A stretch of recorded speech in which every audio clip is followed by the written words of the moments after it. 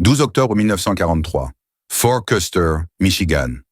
Les camions de transport franchirent bruyamment les portes du camp, transportant le dernier chargement de prisonniers allemands capturés lors de la campagne d'Afrique du Nord. La poussière tourbillonnait autour des roues, tandis qu'ils s'arrêtèrent dans la cour centrale. Les hommes qui en sortirent clignèrent des yeux sous le soleil d'automne, leurs uniformes portant encore la crasse des batailles et de la longue traversée de l'Atlantique. Ils se tenaient en formation irrégulière, épuisés et méfiants, s'attendant au pire de la part de leurs ravisseurs américains. Ce qu'ils virent, au contraire, les stupéfia. Pas de gardes hurlants, baïonnettes au canon, pas de menaces ni d'humiliation immédiate. Ils regardèrent plutôt les soldats américains décharger des caisses des camions de ravitaillement à proximité. Des caisses en bois estampillées d'étiquettes alimentaires, des sacs de farine et des cartons de produits qui semblaient impossibles à transporter dans l'Europe en guerre. Les prisonniers échangèrent des regards, incertains d'en croire leurs yeux. Un homme, le Feldwebel Kurt Meyer, vétéran de l'Africa Korps, chuchota à son camarade. « C'est du vrai café qu'il décharge ?» Son compagnon ne put que hausser les épaules, tout aussi déconcerté par cette abondance désinvolte. Le traitement des dossiers commença efficacement, les officiers américains vérifiant les noms sur leur liste. Les Allemands s'étaient maintenant préparés à des interrogatoires, voire à des traitements brutaux. Leurs supérieurs les avaient avertis que leur capture signifiait des privations, voire la famine, aux mains de leurs ennemis. Pourtant, des preuves contredisaient tout ce qu'on leur avait dit. À leur arrivée au bâtiment d'accueil, chaque homme reçut un uniforme propre, une trousse d'hygiène contenant du savon et une brosse à dents, ainsi que des instructions sur le règlement du camp. Le traducteur, un sergent germano-américain à l'accent bavarois, expliqua d'un ton neutre qu'ils seraient logés dans des baraquements, affectés à des tâches spécifiques et nourris régulièrement. Aucune mention de punition ou de représailles n'était faite. Meyer, toujours méfiant, demanda quand ils recevraient leurs rations alimentaires. Le traducteur parut presque perplexe avant de répondre « Le dîner est servi à 18 heures au réfectoire. 3 repas par jour, conformément aux exigences de la Convention de Genève. » La première nuit au camp, les prisonniers furent conduits à pied jusqu'à un long bâtiment en bois, agrémenté de tables et de bancs. L'odeur les envahit avant même d'y entrer. Un arôme puissant de viande cuite, de pain frais et de café. Pour des hommes qui avaient survécu avec des rations de plus en plus maigres durant les derniers jours de la campagne d'Afrique, cette odeur à elle seule était irrésistible. Ils passèrent devant les postes de service où le personnel de cuisine américain, et même certains prisonniers déjà installés dans la vie du camp, déposaient la nourriture sur des plateaux métalliques. Les portions semblaient incroyablement généreuses. Tranches de roast beef, purée de pommes de terre avec sauce, haricots verts, petits pains encore chauds du four et tasses de vrai café. Meyer fixa son plateau, convaincu qu'il devait y avoir une erreur. Un garde remarqua son hésitation et fit un signe de tête en direction des tables. « Allez, mangez! Il y en a encore plein !» Les prisonniers s'assirent ensemble, certains trop stupéfaits pour parler, d'autres chuchotant furieusement en allemand, se demandant si cette récompense n'était pas une ruse américaine élaborée. La réalité de leur situation devenait plus claire à chaque bouchée. Il ne s'agissait pas d'un repas de bienvenue spécial, ni d'une démonstration de propagande. C'était la norme en Amérique. Grâce à des questions soigneusement formulées aux gardes et aux quelques prisonniers arrivés plus tôt, ils commencèrent à comprendre la terrible vérité. Les États-Unis étaient si riches en ressources que même les prisonniers ennemis mangeaient mieux que les civils allemands restés au pays. Selon un observateur de la Croix-Rouge qui visita Fort Custer cet automne-là, les prisonniers allemands recevaient environ 3000 calories par jour, autant que les soldats américains. En comparaison, les civils en Allemagne subsistaient avec des rations fournissant moins de 1500 calories par jour, la viande et les graisses étant particulièrement rares. Cette information diffusée dans les casernes cette nuit-là provoqua d'intenses discussions. Certains hommes éprouvèrent immédiatement une culpabilité, sachant que leur famille subvenait à leurs besoins pendant qu'ils mangeaient du roast beef. D'autres étaient simplement reconnaissants de ce répit. Meyer, dans un journal qu'il gardait secret, notait « Les Américains nourrissent mieux leurs chiens que nous ne nourrissions nos soldats au front. Quel genre de guerre est-ce, Sark, où les vaincus mangent mieux que les vainqueurs ?» En quelques jours, les nouveaux arrivants s'étaient adaptés à la routine du camp, mais l'abondance de nourriture demeurait un choc quotidien. Le petit déjeuner comprenait des œufs, de vrais œufs, et non les substituts en poudre devenus monnaie courante en Allemagne. Il y avait du bacon, des toasts beurrés, et parfois même des crêpes au sirop. Le déjeuner pouvait se composer de soupe et de sandwichs à la viande tranchée, tandis que le dîner comprenait toujours une source de protéines, bœuf, porc ou poulet. Le contraste avec leur existence antérieure était déroutant. Un prisonnier, un ancien boulanger de Hambourg nommé Wilhelm Krause, confia à ses camarades de chambrée qu'il n'avait pas vu autant de farine blanche depuis avant la guerre. D'après les archives du camp, les Américains dépensaient environ 45 cents par jour pour nourrir chaque prisonnier, l'équivalent du repas d'une famille américaine moyenne. Cette générosité n'était pas propre à Fort Custer. À travers les États-Unis, dans des centaines de camps de prisonniers de guerre, abritant près de 400 000 prisonniers allemands à la fin de la guerre, le constat était le même. La puissance agricole de l'Amérique signifiait que nourrir correctement les captifs n'était pas un fardeau mais simplement une procédure standard. Pour les prisonniers allemands, rien ne symbolisait plus profondément l'abondance américaine que l'apparition d'un steak sur leur plateau de réfectoire. La première fois que cela se produisit, un dimanche de fin octobre 1943, les hommes en crurent à peine leurs yeux. Ils firent la queue, regardant les cuisiniers déposer d'épaisses tranches de bœuf dans leurs assiettes, accompagnées de pommes de terre et de légumes. La viande était tendre, juteuse et généreuse en portions, un mythe devenu mythique dans l'Allemagne de guerre, où les boucheries étaient resté vides pendant des années, à l'exception de quelques restes occasionnels. Erich Schröder, un jeune soldat d'infanterie capturé en Tunisie, écrivit plus tard dans une lettre, soigneusement vérifiée par la censure du camp: « Nous sommes traités correctement ici. La nourriture est suffisante. » Ces mots fades dissimulaient son étonnement de voir plus de bœuf dans un seul repas que l'année précédente. D'après des entretiens menés après la guerre par l'historien Arnold Kramer, de nombreux prisonniers soupçonnèrent d'abord que les steaks étaient de la viande de cheval ou un autre substitut. Ils ne pouvaient pas comprendre que leurs ravisseurs puissent offrir un tel luxe aux soldats ennemis. L'impact psychologique de cette abondance dépassait la simple satisfaction de la faim. Elle forçait les prisonniers à affronter des contradictions qui remettaient en question leur vision du monde. La propagande nazie leur avait répété à maintes reprises que l'Amérique était une société décadente et désorganisée, affaiblie par sa diversité et le capitalisme. Ils constataient alors de visu que le système américain produisait un tel excédent que même les prisonniers mangeaient comme des nobles selon les normes allemandes du temps de guerre. Cette révélation était difficile à concilier avec leurs convictions antérieures. Friedrich Weber, ancien dirigeant des jeunesses hitlériennes qui s'était porté volontaire pour la Wehrmacht en 1941, avoua dans ses mémoires d'après-guerre: « La première fois que j'ai vu l'abondance américaine, j'ai commencé à remettre en question tout ce qu'on m'avait enseigné sur la supériorité de notre système. Comment une nation que l'on nous disait faible pouvait-elle fournir une telle abondance alors que notre race supérieure mourait de faim? » Ce bouleversement idéologique était précisément ce que les autorités américaines avaient anticipé. Une note confidentielle du ministère de la Guerre de 1943 soulignait que l'exposition à la prospérité américaine pourrait avoir une valeur propagandiste significative pour remodeler les mentalités allemandes.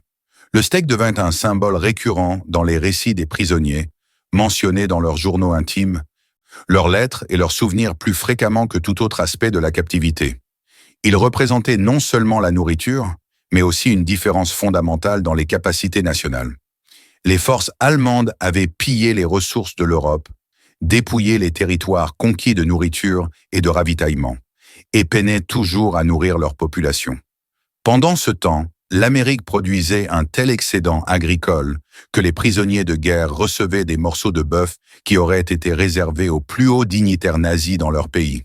Cette disparité laissa une profonde impression. Hermann Göring avait promis aux Allemands que si le Reich était bombardé, il pourrait l'appeler Meyer, un nom allemand courant, sous-entendant qu'il ne serait qu'un citoyen ordinaire. Ironiquement, des hommes portant le nom de Meyer mangeaient désormais mieux en tant que prisonniers en Amérique que Göring lui-même, alors que le Reich s'effondrait autour de lui. La nourriture révélait des vérités sur la guerre qu'aucune propagande ne pouvait dissimuler. Au sein des camps, cette abondance créait une dynamique sociale complexe. Certains prisonniers, notamment ceux aux convictions nazies profondes, tentaient de résister à l'impact psychologique de la générosité américaine. Ils murmuraient que la nourriture était destinée à affaiblir leur détermination, à les rendre mous et dociles. Ils exhortaient leurs camarades à se souvenir de leur serment au Führer et à maintenir une discipline mentale malgré le confort physique. Les archives du camp de Fort Custer indiquent que les nazis les plus acharnés organisaient parfois des jeûnes de protestation ou critiquaient les hommes qui exprimaient leur appréciation pour les provisions américaines. Pourtant, ces efforts de résistance s'effondraient généralement en quelques semaines. La réalité de la faim était plus forte que l'idéologie. Même le nazi le plus convaincu avait du mal à refuser une assiette de steak lorsque son corps réclamait des protéines après des années de privation. Selon un rapport rédigé par un observateur suisse représentant la Croix-Rouge internationale, en 1944, seule une petite minorité de prisonniers allemands continuait à considérer les provisions américaines avec suspicion ou ressentiment. La majorité avait fini par accepter et même apprécier le niveau de vie offert dans les camps. Le contraste entre l'abondance américaine et la pénurie allemande s'accentua à mesure que la guerre progressait. Tandis que les bombardements alliés dévastaient les infrastructures et les lignes de ravitaillement allemandes, les rations dans le Reich diminuaient encore. Les civils subsistaient de navets, de pain noir et de tout ce qu'ils pouvaient cultiver dans leurs jardins. Pendant ce temps, dans les camps de prisonniers de guerre américains, le menu restait constant et copieux. Kurt Meyer, recevant des lettres fortement censurées de sa femme à Brême, lut entre les lignes et comprit que sa famille peinait à trouver de la nourriture. Dans son journal, il écrivit « La plus grande torture n'est pas l'emprisonnement, mais de savoir que je mange bien pendant que mes enfants ont faim. » Ce sentiment était partagé par des milliers de prisonniers dans tout le système des camps américains. Un officier du renseignement de l'armée, qui surveillait les communications des prisonniers, rapporta que des expressions de culpabilité concernant la nourriture apparaissaient dans environ 60% des lettres que les Allemands tentaient d'envoyer chez eux. L'abondance qui les entourait quotidiennement devint à la fois une bénédiction et un fardeau psychologique, une source de santé et de réconfort, mais aussi un rappel de leur séparation d'avec les souffrances de leur patrie. Le petit déjeuner devint une révélation quotidienne pour les prisonniers allemands. En Europe, les repas du matin avaient diminué avec la guerre. Une croûte de pain, peut-être un ersatz de café préparé à partir d'orge torréfiée ou de chicorée, ou encore une touche de confiture artificielle avec un peu de chance. En 1943, les œufs avaient pratiquement disparu des tables civiles en Allemagne, réservées aux femmes enceintes, aux jeunes enfants ou aux personnes influentes en politique. Pourtant, ici, en Amérique, les prisonniers de guerre faisaient la queue chaque matin pour recevoir des plateaux chargés d'œufs brouillés, de bacon ou de saucisses, de toast beurré, parfois de crêpes au sirop d'érable et des tasses de café authentiques. La première fois que Günther Roth, un ancien mécanicien de la Luftwaffe âgé de 19 ans, vit le petit déjeuner servi, il demanda aux prisonniers qui servaient derrière le comptoir s'il s'agissait d'une occasion spéciale. L'homme rit et répondit « C'est un petit déjeuner américain normal. Vous vous y habituerez. » D'après les archives du camp, la ration standard du petit déjeuner comprenait 2 œufs par prisonnier, soit plus que ce qu'un civil allemand pouvait consommer en un mois.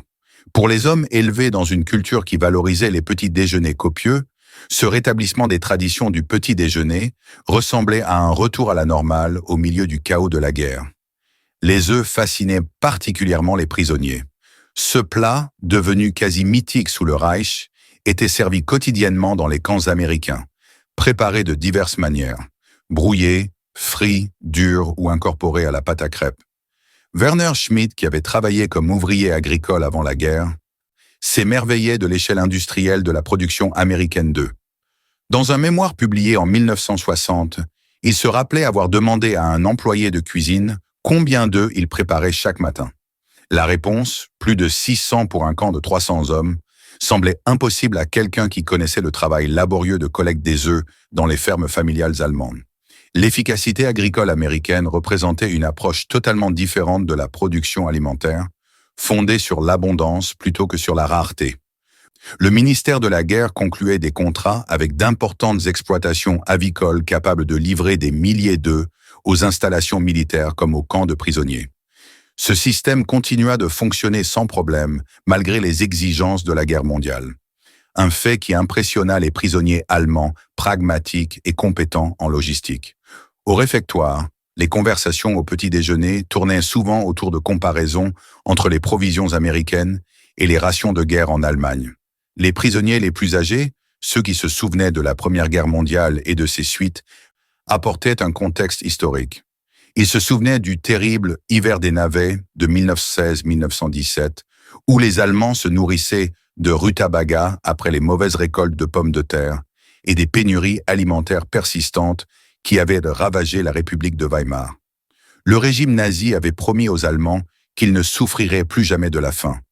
Une promesse qui s'était effondrée sous les exigences de la guerre. Ironiquement, les soldats allemands mangeaient désormais mieux en captivité qu'au front, ou que leurs familles restaient au pays.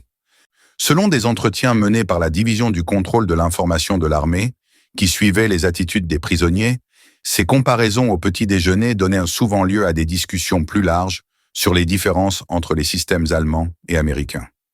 Un rapport notait « Les prisonniers expriment fréquemment leur surprise qu'une démocratie puisse offrir une telle abondance matérielle, ce qui contredit leur conviction antérieure, selon laquelle seul un gouvernement centralisé et autoritaire pouvait gérer efficacement les ressources. » L'impact psychologique de ces copieux petits déjeuners dépassait la simple nourriture. Pour les soldats qui avaient connu le chaos et les privations du champ de bataille, le rythme prévisible des repas au camp procurait un sentiment de sécurité. Chaque matin, sans faute, la nourriture était là, abondante, fraîche et soigneusement préparée. Cette fiabilité contrastait fortement avec leur expérience militaire, où l'approvisionnement était devenu de plus en plus aléatoire à mesure que la guerre progressait. En 1943, les unités allemandes de première ligne passaient souvent des jours sans rations adéquates, se nourrissant de ce qu'elles pouvaient récupérer ou réquisitionner auprès des populations locales. Un vétéran de la Wehrmacht du nom de Klaus Müller écrivit dans ses mémoires d'après-guerre « En Russie, nous rêvions de pain. En Amérique, nous mangions des œufs et du bacon tous les matins et nous avons commencé à rêver de chez nous. » Ce passage, de la faim physique au mal du pays, marqua une transition psychologique importante. Les besoins fondamentaux étant systématiquement satisfaits, les prisonniers pouvaient se concentrer sur des préoccupations émotionnelles et intellectuelles plus complexes, notamment des réflexions sur le sens de la guerre et l'avenir de l'Allemagne. La routine du petit déjeuner facilitait également une transformation progressive de la santé physique des prisonniers. Les hommes arrivés au camp sous-alimentés, les joues creuses et les côtes saillantes, commencèrent à reprendre du poids et de la vitalité. Les dossiers médicaux de l'armée de Fort Custer montrent qu'un prisonnier allemand moyen avait pris 3 kilos au cours de son premier mois de détention. Les problèmes de peau s'amélioraient, le niveau d'énergie augmentait et même la santé dentaire s'améliorait grâce à une alimentation adaptée. Ces changements physiques étaient des preuves tangibles de la prospérité américaine, de véritables publicités ambulantes pour les avantages matériels du système américain. Les autorités militaires en reconnaissant les faits. Un rapport de 1944 du Bureau du Prévôt général notait « L'amélioration de la condition physique des prisonniers sert nos intérêts stratégiques.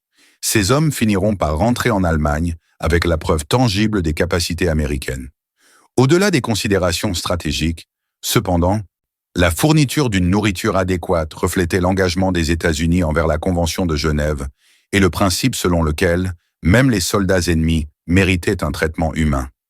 Cette position morale impressionna de nombreux prisonniers, à qui l'on avait appris que les Américains seraient vengeurs et cruels. Rien ne symbolisait plus clairement l'écart entre l'abondance américaine et la pénurie européenne que la crème glacée. Lorsqu'elle fit son apparition aux messes durant l'été 1944, de nombreux prisonniers allemands pensèrent qu'il s'agissait d'une erreur ou d'une friandise spéciale pour une fête américaine. Ils découvrirent alors qu'il s'agissait d'un dessert habituel, servi plusieurs fois par semaine.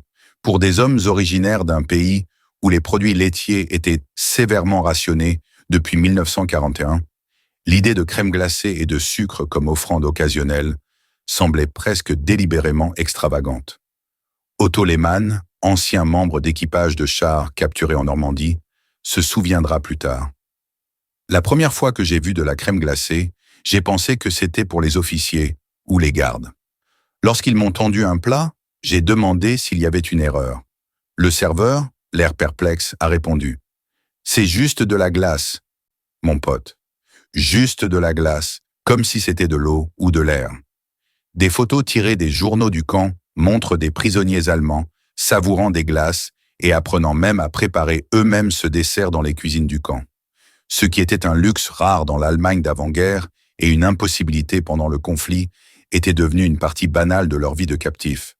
L'importance culturelle de la glace dépassait le simple plaisir sucré.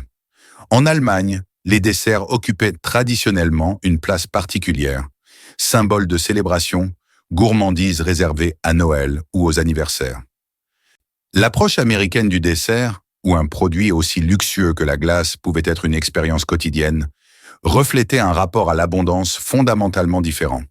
Cette distinction culturelle fut relevée par plusieurs prisonniers issus des milieux économiques ou commerciaux. Heinrich Müller, qui avait travaillé dans une boulangerie commerciale à Munich avant la guerre, observa dans une lettre adressée à un codétenu transféré dans un autre camp. Les Américains produisent des produits de luxe en telle quantité qu'ils cessent d'être des produits de luxe. Qu'est-ce que cela révèle de leur économie par rapport à la nôtre? Où nous avons tout orienté vers les armes plutôt que vers le beurre.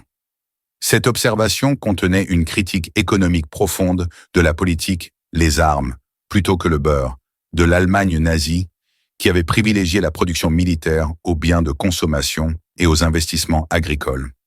Le simple plaisir de la glace devint alors un révélateur de nouvelles priorités nationales. Les archives du camp révèlent l'ampleur de la production laitière américaine qui rendait possible ces gourmandises. Un camp de prisonniers de guerre typique abritant 2000 prisonniers pouvait recevoir quotidiennement des livraisons de laiterie régionale, dont 900 litres de lait et 90 litres de crème glacée. Ces livraisons se poursuivirent sans interruption malgré les exigences du temps de guerre, démontrant la remarquable résilience de l'agriculture et de l'industrie agroalimentaire américaine. Les prisonniers allemands, dont beaucoup étaient issus de milieux ruraux, comprirent l'importance de cette réussite. Ils avaient assisté à l'effondrement de la production agricole en Europe, les fermes perdant de la main-d'œuvre au profit de la conscription militaire et les champs devenant des champs de bataille. Pendant ce temps, l'Amérique avait mécanisé son agriculture à tel point qu'elle pouvait nourrir non seulement sa population civile et ses forces militaires, mais aussi des millions d'alliés grâce au pré-bail et, fait remarquable, même ses ennemis capturés. La politique du ministère de la Guerre, qui consistait à nourrir les prisonniers selon les mêmes normes que les troupes américaines, signifiait que les prisonniers de guerre allemands recevaient environ 3400 calories par jour en 1944, soit près du double de ce dont les civils allemands subsistaient chez eux. L'apparition de la glace dans les camps suscitait des émotions complexes. Pour certains prisonniers, notamment les plus jeunes, elle devenait le symbole d'une joie inattendue en captivité, un doux rappel que la vie pouvait encore contenir des plaisirs malgré les circonstances. Des photos des archives du camp montrent des prisonniers souriants en mangeant de la glace lors des événements estivaux, oubliant momentanément leur statut de captif. Pour d'autres, notamment ceux qui avaient de la famine en Allemagne, cette gourmandise provoquait culpabilité et angoisse. Une lettre censurée de Wilhelm Braun à sa femme à Stuttgart révèle cette tension. « Nous sommes traités correctement, conformément au droit international. Ne vous inquiétez pas pour ma santé. » Ce qu'il ne pouvait pas écrire, bien que les censeurs du camp l'aient noté dans leur rapport, était sa détresse à l'idée de manger de la glace, tout en sachant que ses enfants étaient constamment rationnés. Selon des évaluations psychologiques menées par des officiers du renseignement de l'armée, cette culpabilité de l'abondance devint un facteur important du moral des prisonniers, conduisant parfois à la dépression ou au repli sur soi. Le simple plaisir de la glace se complexifiait avec la connaissance des conditions de vie à la maison. Plus important encore, peut-être, les glaces et autres produits de luxe américains forcèrent les prisonniers à reconsidérer la propagande de guerre qu'ils avaient absorbée. Les médias nazis avaient systématiquement dépeint les Américains comme mous, décadents et affaiblis par le luxe. Pourtant, les preuves dont ils disposaient suggéraient une réalité différente. La capacité de production de l'Amérique était si vaste qu'elle pouvait se permettre des luxes apparents, même en temps de guerre totale. Cette abondance n'affaiblissait pas l'effort de guerre américain, mais le facilitait. Ernst Weber, ancien officier de propagande capturé en Italie, écrivit dans un journal confisqué lors d'une perquisition: « On nous disait que les Américains étaient mous à cause de leur confort. Maintenant, je me demande s'ils ne sont pas forts grâce à leur abondance, plutôt que malgré elle. » Cette remise en question des idées reçues sur l'ennemi représentait un profond changement idéologique. Les agents du renseignement américain, qui surveillaient les conversations des prisonniers, remarquèrent des doutes croissants quant aux affirmations nazies à mesure que la guerre progressait. L'expérience quotidienne de l'abondance américaine, symbolisée par des produits comme la glace, contredisait la vision du monde que beaucoup avaient apportée avec eux en captivité. Les desserts simples sont devenus de puissants instruments de ce que les autorités militaires appelaient la rééducation par l'exposition. Les affectations au sein du système des camps ont exposé les prisonniers allemands à de nouvelles preuves de l'abondance américaine. À partir de 1943, de graves pénuries de main-d'œuvre ont conduit le ministère de la Guerre à employer des prisonniers de guerre dans l'agriculture, l'agroalimentaire, l'exploitation forestière et d'autres industries non militaires. Ces emplois ont conduit les Allemands hors des bases et au cœur de l'Amérique, où ils ont été témoins de la vie civile. Hans Bergmann, affecté à la cueillette des pommes dans l'État de Washington, a écrit dans une lettre censurée: « Le travail n'est pas difficile et les arbres sont chargés de fruits. Beaucoup de choses restent invendues, plus de nourriture que vous ne pouvez l'imaginer. » Cette observation reflétait un choc courant chez les prisonniers travaillant dans les détails agricoles, l'ampleur de la production alimentaire américaine et l'attitude désinvolte face à ce qui semblait être du gaspillage aux yeux des Européens. En Allemagne, où chaque pomme était soigneusement cueillie et distribuée, la vue de fruits laissés sur les arbres, faute de main-d'œuvre disponible, semblait incompréhensible. Le travail agricole, en particulier, a révélé l'abondance américaine d'une manière qui a remis en question la perception qu'avaient les prisonniers de la pénurie comme une nécessité en temps de guerre plutôt qu'un échec systémique. Le travail agricole créait des liens inattendus entre prisonniers et civils. Malgré les craintes initiales d'hostilité, de nombreux agriculteurs américains développèrent des relations cordiales avec les Allemands assignés à leurs propriétés. Emma Johnson, qui employait des prisonniers de guerre dans la ferme laitière familiale près de Fort Riley, au Kansas, se souvenait lors d'un entretien d'histoire orale. C'étaient de jeunes hommes. Pour la plupart, ils étaient toujours surpris quand je leur offrais de la limonade ou des biscuits pendant les pauses. Un garçon qui ne devait pas avoir plus de 20 ans m'a demandé si les biscuits étaient des friandises pour les occasions spéciales. Quand je lui ai dit que j'en faisais chaque semaine, il a secoué la tête, incrédule. Ces interactions, une fermière offrant nonchalamment des biscuits faits maison, un enfant buvant du lait directement du réfrigérateur, une famille laissant de la nourriture dans son assiette après le dîner, offraient des aperçus de l'abondance américaine ordinaire qui contredisait tout ce que les prisonniers avaient connu dans l'Allemagne du temps de guerre. Selon les rapports de sécurité, les prisonniers de guerre de retour de mission partageaient souvent ces observations avec d'autres dans les camps, partageant ainsi des témoignages de première main sur la prospérité américaine. Le contraste entre la consommation civile américaine et l'austérité allemande pendant la guerre suscita d'intenses discussions parmi les prisonniers. Ceux qui travaillaient dans les usines agroalimentaires furent particulièrement touchés par ce qu'ils virent. Dans une conserverie du Wisconsin, les prisonniers observèrent des milliers de boîtes de conserve de légumes défiler sur les chaînes de production, destinées aux marchés militaires et civils. Walter Schmidt, ancien étudiant en économie, nota dans un journal tenu secret: « L'Amérique a tellement mécanisé sa production alimentaire qu'elle peut se nourrir son armée et ses alliés, tout en conservant des excédents. L'Allemagne, quant à elle, annexa des territoires à travers l'Europe et ne parvint toujours pas à se nourrir correctement. Cela soulève des questions fondamentales sur l'efficacité de notre organisation économique. » Cette observation reflétait une prise de conscience croissante parmi les prisonniers instruits que l'échec de l'Allemagne n'était pas seulement militaire, mais systémique, une rupture de la promesse fondamentale du régime nazi de subvenir aux besoins de sa population. Les affectations de travail concrétisèrent les comparaisons théoriques. offrant aux prisonniers une expérience directe de la capacité de production américaine. Les préoccupations sécuritaires ont initialement limité les programmes de travail des prisonniers, mais en 1944, environ 95% des prisonniers de guerre allemands travaillaient principalement dans la production et la transformation alimentaire. Ce travail avait de multiples objectifs. Il permettait de pallier la pénurie de main-d'œuvre civile, de réduire les coûts d'entretien des prisonniers et de fournir une activité qui prévenait la démoralisation liée à l'oisiveté. Il devint aussi, peut-être involontairement, un puissant outil de rééducation.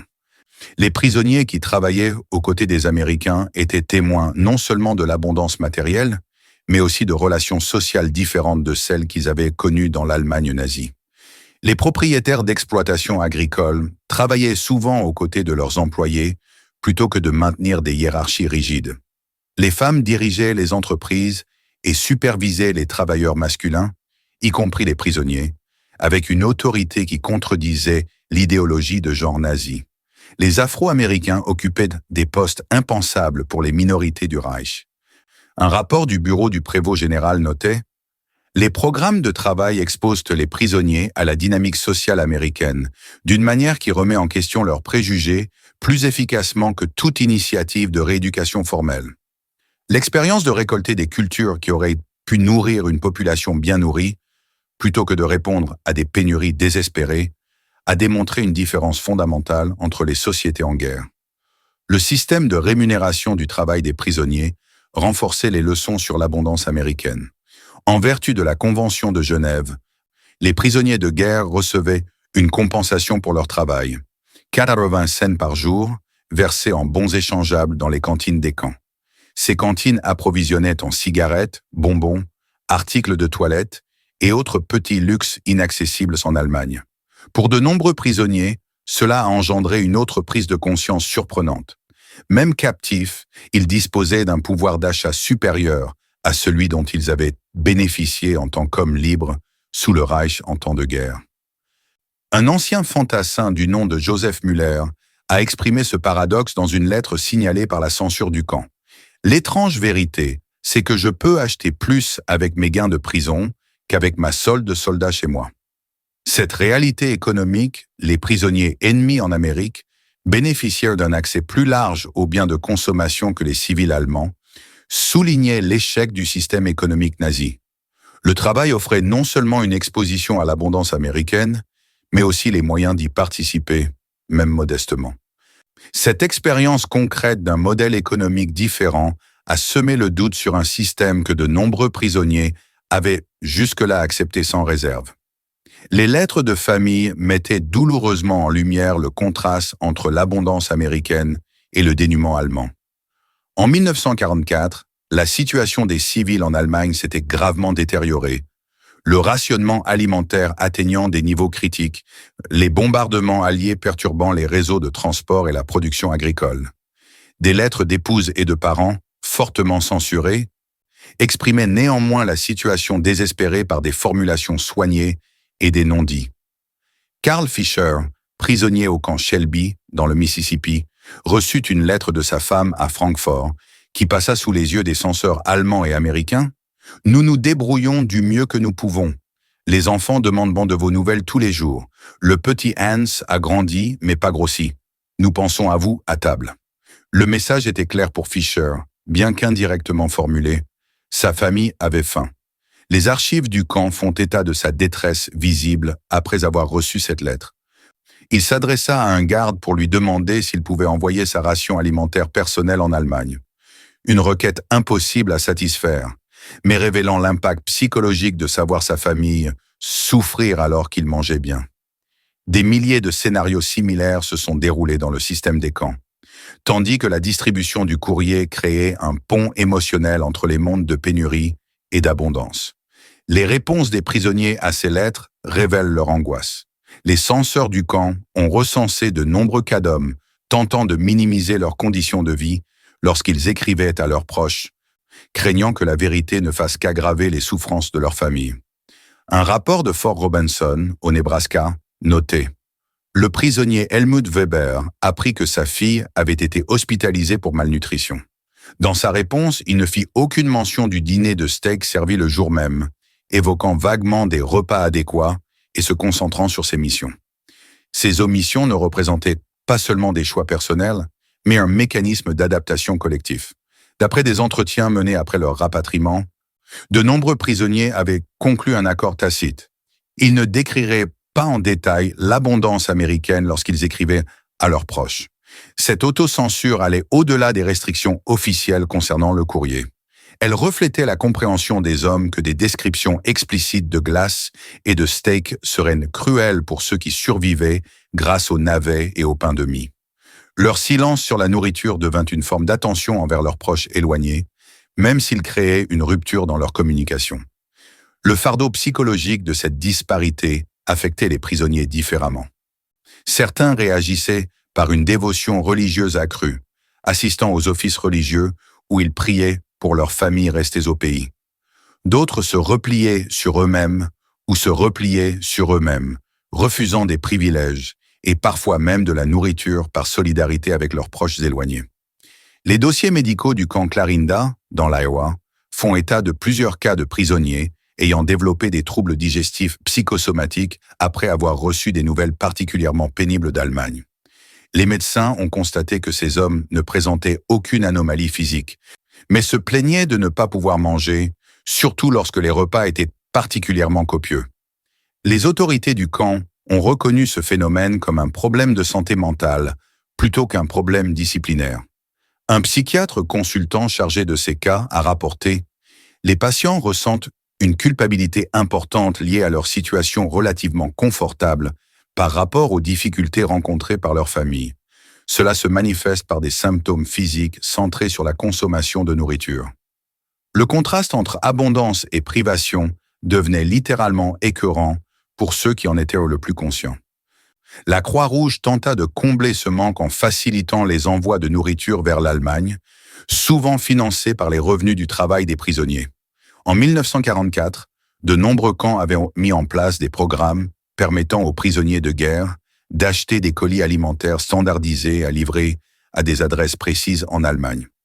Ces colis contenaient des produits comme du lait en poudre, de la viande en conserve, du chocolat et du café, des luxes pratiquement introuvables dans le Reich. Les archives du camp d'Aliceville, en Alabama, montrent que les prisonniers y achetèrent collectivement plus de 1200 colis de ce type en 6 mois, mettant souvent leurs ressources en commun pour aider leurs camarades dont les familles se trouvaient dans une situation particulièrement difficile. L'impact de ces colis en Allemagne fut profond. Ingrid Schultz, dont le mari était détenu à Fort McCoy, dans le Wisconsin, écrivit dans ses mémoires d'après-guerre « L'arrivée d'un colis alimentaire américain fut un véritable miracle. Le café à lui seul pouvait être échangé contre suffisamment de pain pour nous nourrir pendant 1 semaine. Le chocolat que j'avais gardé pour l'anniversaire de mon fils. La première douceur qu'il goûtait depuis plus d'1 an. Ces envois représentaient un léger renversement du flux habituel, permettant aux prisonniers de transformer leur expérience de l'abondance américaine en une aide pratique pour ceux qui souffraient chez eux. Pourtant, même ces efforts ont mis en lumière l'asymétrie fondamentale de la guerre. L'existence même de ces programmes de colis démontrait la supériorité matérielle des États-Unis. Leur capacité à nourrir non seulement leur population et leur armée, mais aussi à épargner des ressources pour les envois humanitaires en territoire ennemi. À mesure que la guerre progressait et que la situation de l'Allemagne se détériorait, la disparité s'accentua. Début 1945, les rations civiles dans de nombreuses villes allemandes étaient tombées à environ 1000 calories par jour, tandis que les prisonniers américains continuaient de recevoir des rations militaires complètes de plus de 3000 calories. Hans Weber, qui travaillait au bureau de poste du camp de Fort Riley, au Kansas, se souviendra plus tard. Les lettres de la maison devenaient plus courtes et plus désespérées. Le papier se faisait rare et les gens avaient peu d'énergie pour écrire. Pendant ce temps, nous vivions dans un luxe relatif, impuissants à aider, sauf par le biais de ces petits colis qui arrivaient ou non.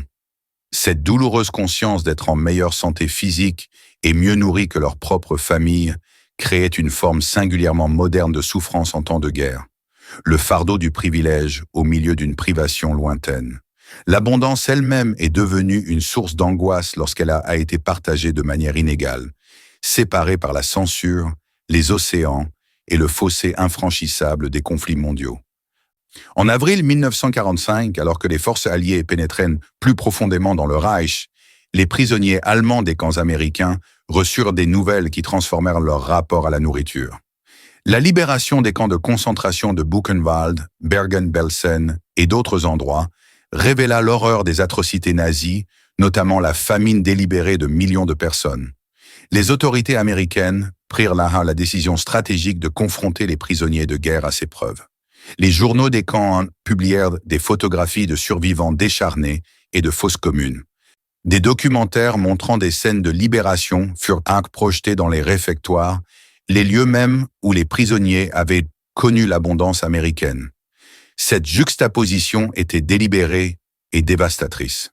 Karl Hoffman, interné au camp de Breckinridge, dans le Kentucky, écrivit dans un journal retrouvé plus tard par les historiens « Aujourd'hui, ils nous ont montré Buchenwald, les squelettes vivants, les morts entassés comme du bois de chauffage. Nous sommes restés assis en silence après.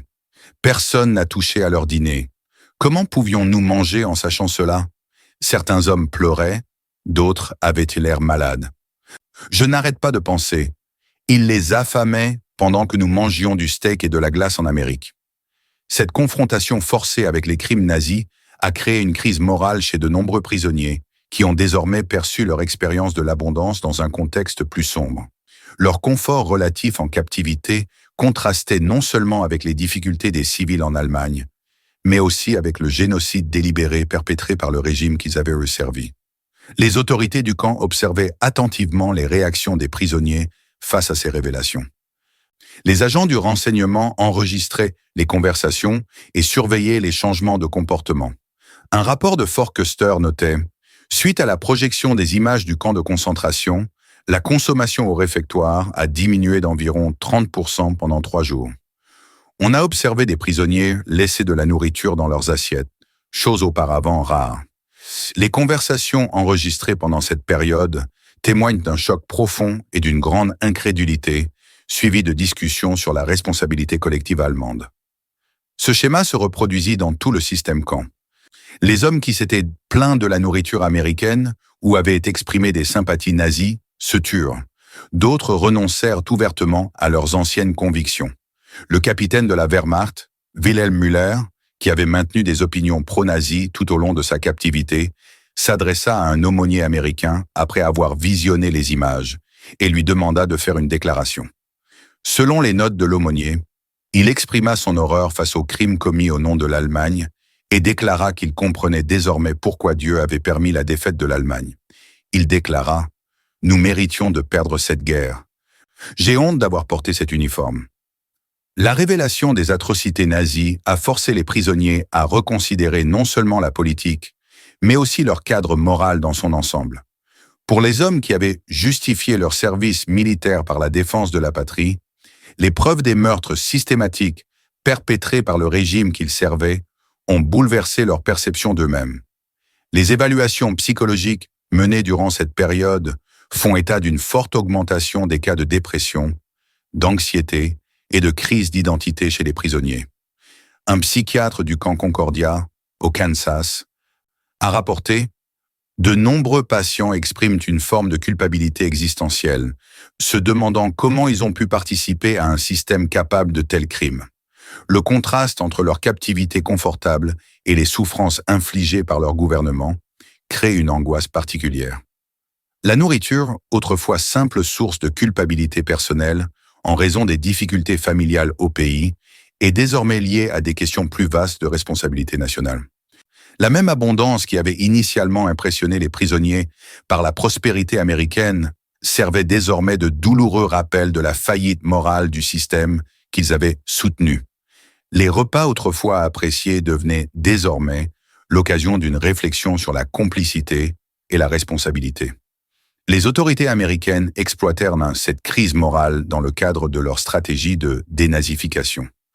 Le programme de rééducation des prisonniers de guerre allemands, qui fonctionnait auparavant de manière subtile grâce à une exposition à la vie américaine, devint désormais plus explicite.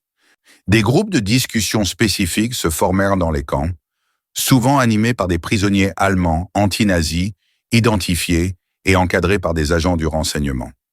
Ces groupes abordaient directement les questions de responsabilité collective et d'avenir de l'Allemagne.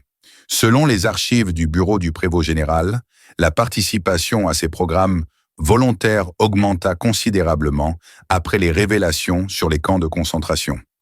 Un rapport de mai 1945 notait « Les prisonniers abordent désormais la rééducation politique avec une plus grande réceptivité, leur vision du monde antérieur ayant été fondamentalement remise en question par les preuves des crimes nazis.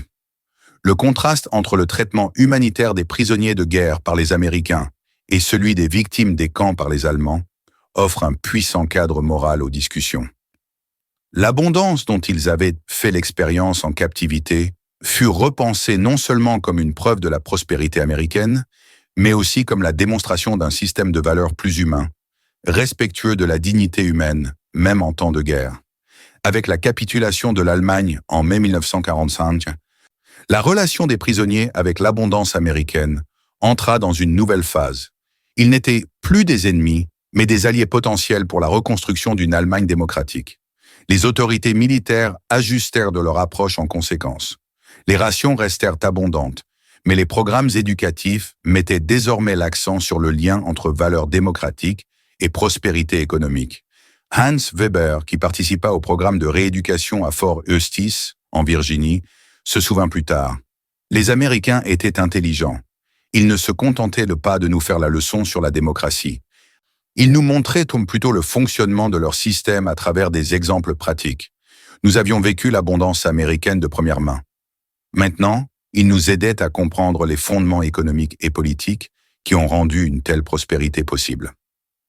Des cours d'histoire, d'économie et d'éducation civique américains étaient proposés, l'alimentation et l'agriculture servant fréquemment d'études de cas.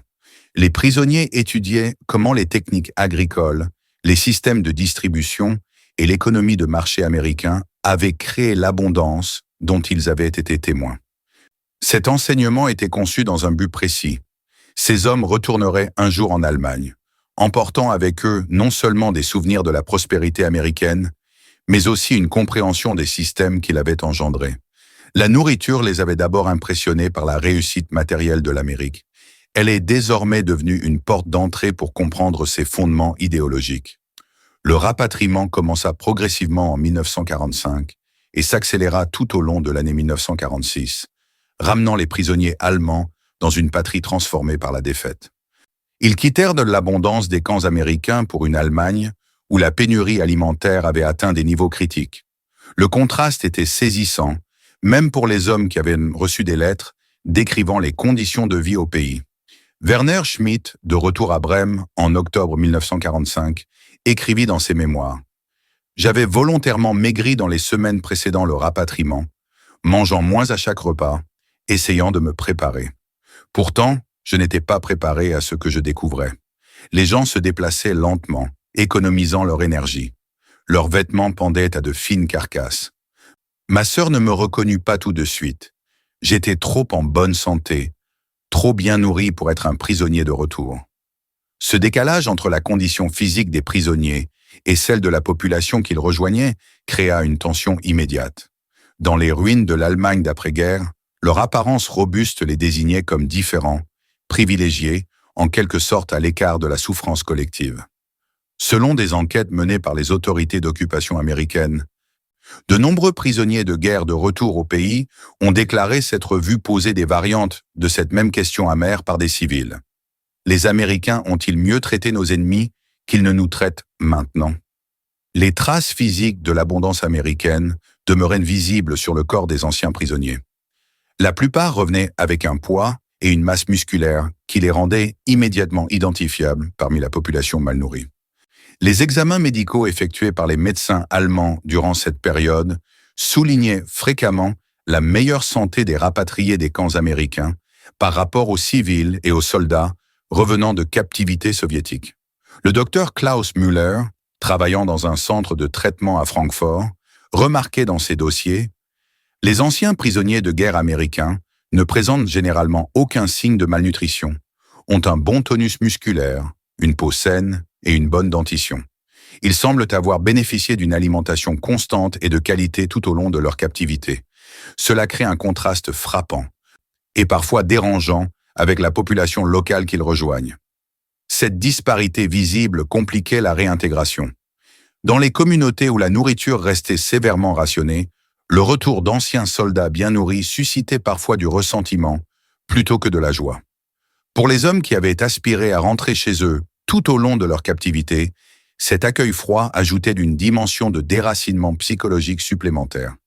Ils avaient survécu et même prospéré physiquement, mais au prix du partage de la souffrance commune qui définissait désormais l'identité allemande. Les prisonniers de retour apportaient bien plus que des corps sains. Ils apportèrent de nouvelles perspectives façonnées par leur expérience américaine. Nombre d'entre eux se retrouvèrent, sans le vouloir, à servir d'interprètes culturels, expliquant les systèmes et les valeurs américains à des proches curieux. La nourriture était souvent au cœur de ces discussions.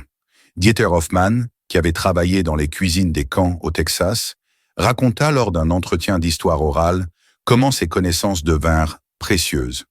Mon quartier à Hambourg possédait une cuisine commune où les gens partageaient leurs rations. À mon retour, on m'a immédiatement demandé de l'aider à l'organiser. J'ai introduit les méthodes d'efficacité américaines que j'avais apprises. Service à la chaîne, portions standardisées, réduction du gaspillage. Les gens furent surpris lorsque je leur expliquais qu'il ne s'agissait pas de techniques militaires, mais de pratiques américaines courantes, même dans les restaurants civils.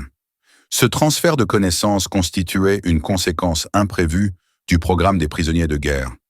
Les hommes qui avaient assimilé les approches américaines de production, de préparation et de distribution des aliments, appliquaient désormais ces leçons dans une Allemagne en quête désespérée d'efficacité.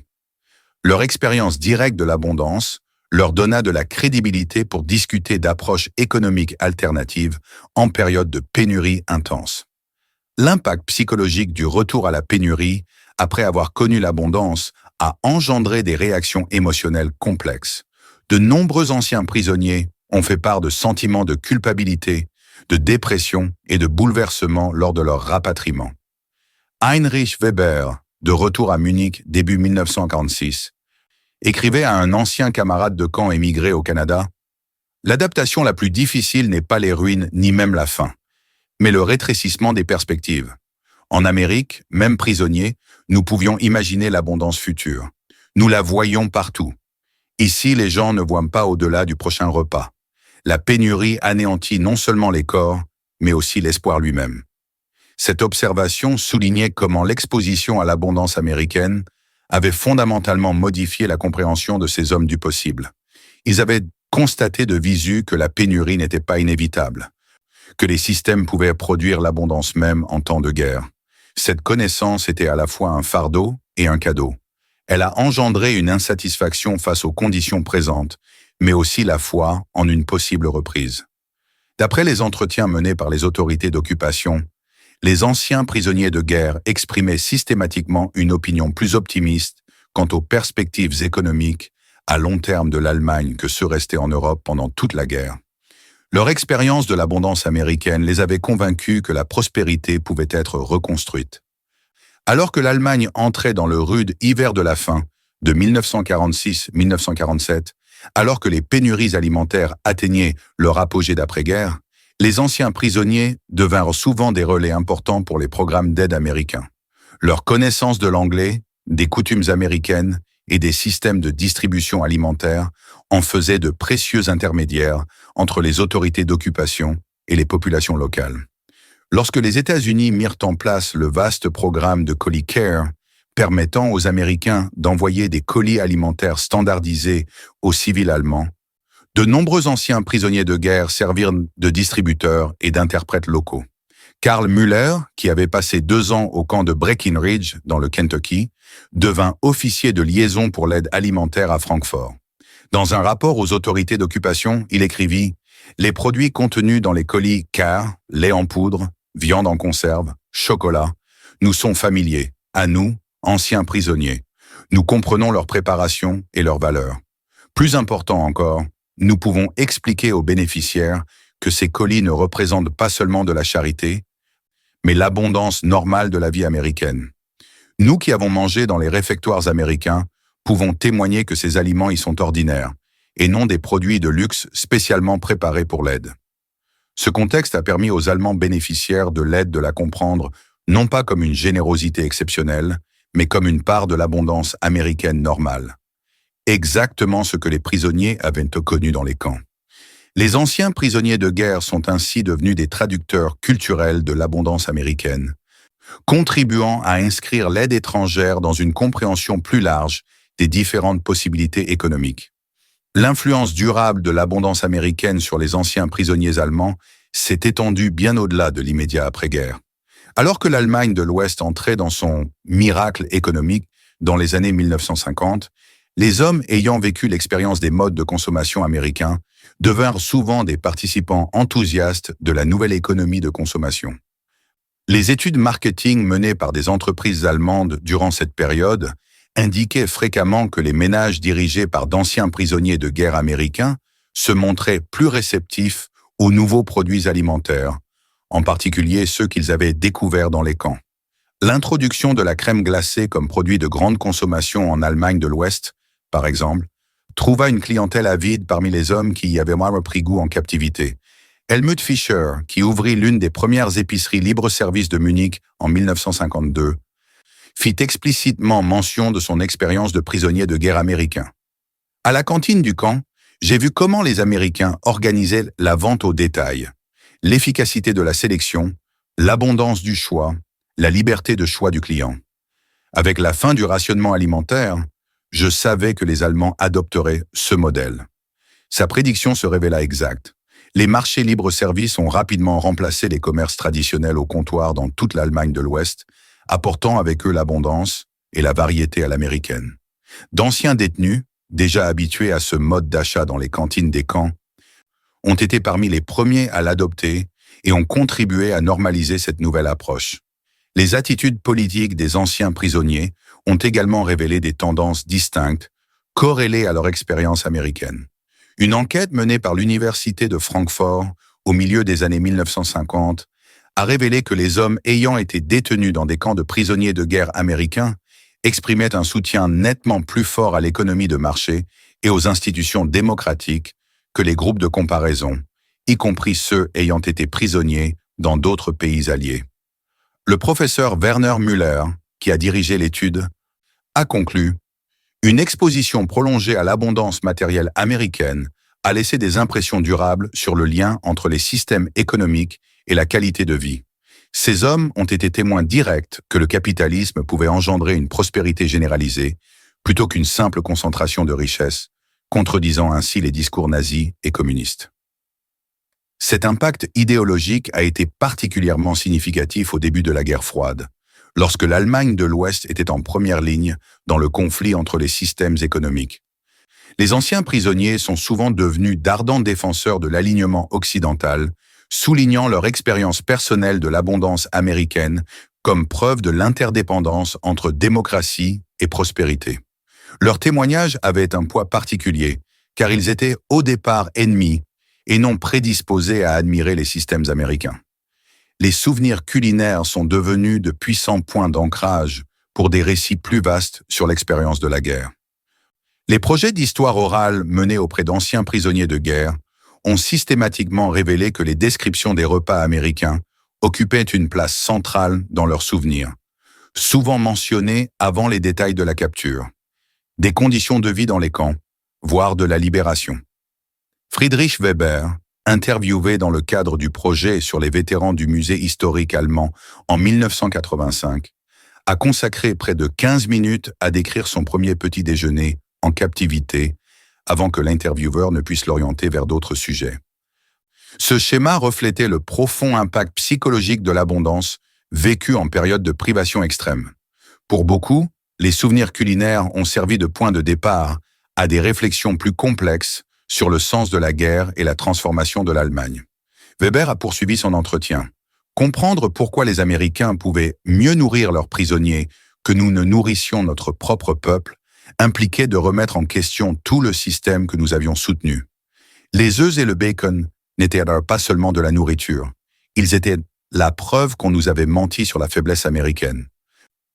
Ces récits centrés sur la nourriture sont devenus partie intégrante de la manière dont les anciens prisonniers ont donné un sens à leur expérience de guerre, fournissant des détails concrets et sensoriels qui ont ancré des reconsidérations plus larges de l'histoire, de la politique et de l'identité nationale. La transmission de ces expériences à la génération suivante a eu des répercussions culturelles durables. Les enfants d'anciens prisonniers ont grandi en écoutant des récits sur l'abondance américaine, qui ont façonné leur compréhension de la guerre et de ses conséquences. Ursula Schmidt, dont le père avait été détenu à Fort Riley, au Kansas, se souvenait lors d'une interview en 2005. « Mon père parlait souvent de la cuisine américaine, glace, steak, crêpes au sirop.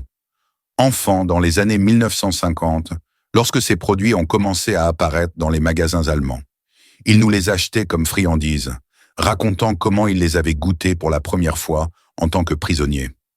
À travers ces aliments, il nous a appris la défaite et le renouveau, comment l'Allemagne s'était égarée et avait trouvé une nouvelle voie. Cette transmission intergénérationnelle a transformé les souvenirs personnels en traditions familiales, puis en récits culturels. Les enfants qui ont entendu ces récits ont grandi pendant l'intégration de l'Allemagne de l'Ouest aux structures économiques et de sécurité occidentales, notamment l'OTAN et la Communauté économique européenne. Les témoignages directs de leurs parents sur l'abondance américaine ont fourni un contexte émotionnel à ces alignements politiques, contribuant à normaliser l'orientation occidentale de l'Allemagne d'après-guerre. Les souvenirs culinaires, à la fois intensément personnels et politiquement significatifs, sont devenus des fils conducteurs du tissu plus large des relations germano-américaines au cours de la période cruciale du début de la guerre froide. L'influence économique et culturelle des anciens prisonniers s'est étendue à des secteurs et des pratiques spécifiques.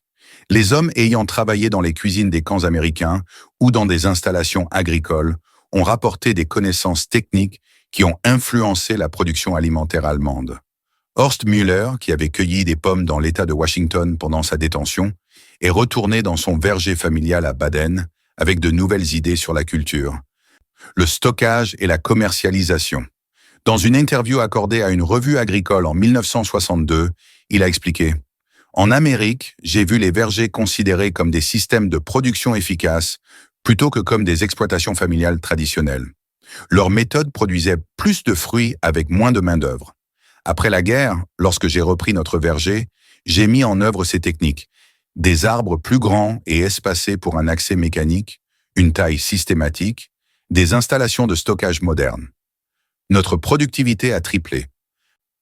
Des transferts de connaissances similaires ont eu lieu dans les industries alimentaires. D'anciens prisonniers ont introduit les techniques américaines dans les boulangeries, les boucheries, les restaurants et les fermes. Cette influence pratique, bien que moins visible que les impacts politiques ou culturels, a largement contribué au redressement et à la modernisation de l'agriculture ouest-allemande.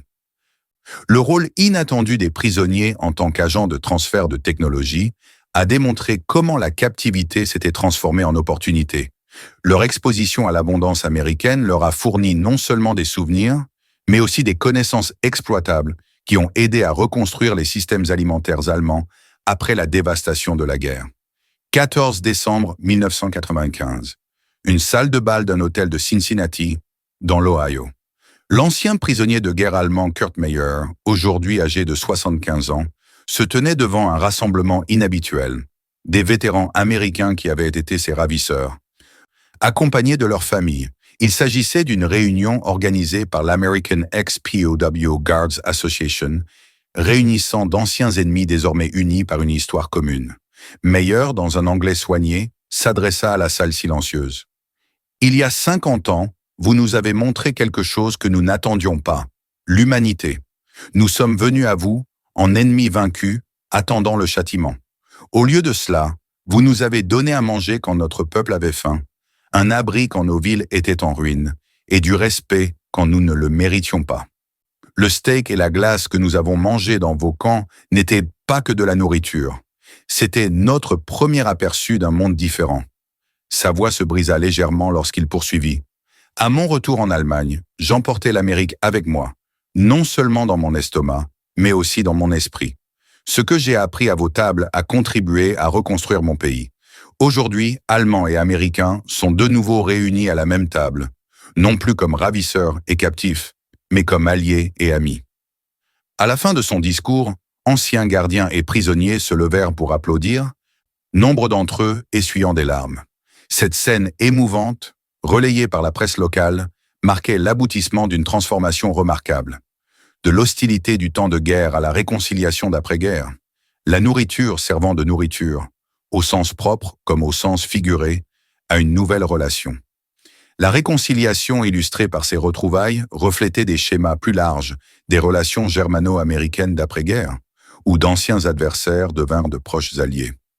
Les historiens qui analysent cette transition exceptionnellement réussie d'ennemis à alliés ont identifié l'expérience des prisonniers de guerre comme un facteur contributif important. Dans son étude phare de 1990, Des ennemis aux partenaires, Judith Bennett, de l'Université Columbia, concluait: l'exposition des prisonniers allemands à l'abondance américaine a engendré une génération d'hommes qui sont rentrés chez eux avec une connaissance directe qui contredisait la propagande nazie sur les États-Unis. Leurs témoignages positifs sur le traitement américain, notamment en matière de ravitaillement, ont contribué à surmonter le ressentiment potentiel lié à la défaite et à l'occupation. Cette influence de soft power s'est conjuguée à la diplomatie officielle et aux programmes d'aide économique comme le plan Marshall. Les quelques 372 000 prisonniers allemands détenus aux États-Unis sont devenus des ambassadeurs informels à leur retour.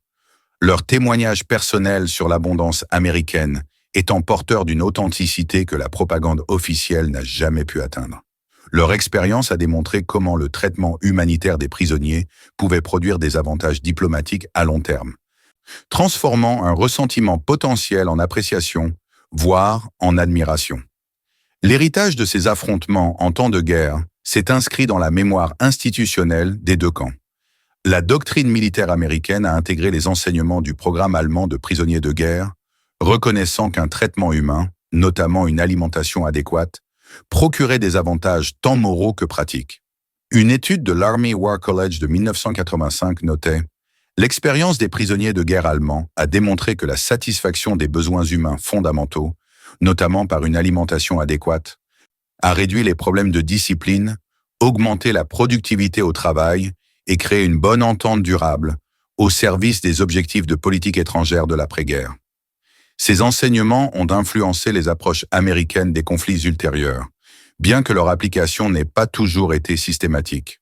Pour la tradition militaire allemande, cette expérience a contribué à l'importance accordée après la guerre au droit international et aux normes humanitaires. Lorsque l'Allemagne de l'Ouest a créé ses nouvelles forces armées en 1955, le code de conduite de la Bundeswehr a explicitement fait référence au traitement humain des prisonniers comme une valeur fondamentale. Le général Ulrich de Maizière, l'un des officiers fondateurs de la Bundeswehr et ancien prisonnier de guerre américain, a écrit dans ses mémoires: « Nous qui avons connu la captivité américaine, comprenions l'impact profond d'un traitement humain. La nourriture qu'il nous fournissait nourrissait non seulement notre corps, mais aussi notre respect pour leur système. Cette leçon a façonné notre vision de la nouvelle armée allemande, fondée sur la dignité humaine et le droit international plutôt que sur l'obéissance aveugle. » La nourriture est restée un symbole puissant des relations germano-américaines tout au long de la guerre froide. Lorsque le pont aérien de Berlin de 1948-1949 achemina des vivres vers les quartiers occidentaux de la ville sous blocus, de nombreux bénéficiaires étaient d'anciens prisonniers de guerre qui reconnaissaient les colis alimentaires américains similaires à ceux qu'ils avaient reçus dans les camps. Ce lien créa une forte continuité dans leur compréhension du soutien américain.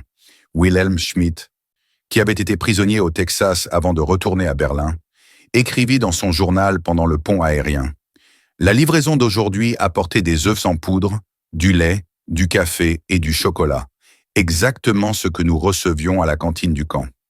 Autrefois, ils nous nourrissaient en tant que prisonniers. Aujourd'hui, ils nous nourrissent en tant qu'alliés face à une nouvelle menace. Les Américains comprennent que la nourriture n'est pas seulement un moyen de subsistance, mais une déclaration d'engagement. » Cette dimension symbolique de l'aide alimentaire se poursuivit pendant les décennies suivantes de confrontation avec la guerre froide, l'abondance américaine contrastant visiblement avec les pénuries en Allemagne de l'Est et dans d'autres pays du bloc soviétique. Les anciens prisonniers vivant en Allemagne de l'Ouest ont souvent commenté ce parallèle auprès des journalistes en visite, établissant des liens explicites entre leurs expériences de l'abondance américaine pendant la guerre et la démonstration continue de la productivité capitaliste, visible dans le Berlin de la guerre froide, où les magasins bien approvisionnés du secteur occidental contrastaient fortement avec la pénurie de l'Est, juste de l'autre côté du mur. Avec le vieillissement de la génération de la Seconde Guerre mondiale, la préservation de son expérience est devenue de plus en plus importante pour la compréhension historique. Des projets d'histoire orale menés en Allemagne et aux États-Unis dans les années 1980 et 1990 ont permis de recueillir des milliers de témoignages d'anciens prisonniers et gardiens.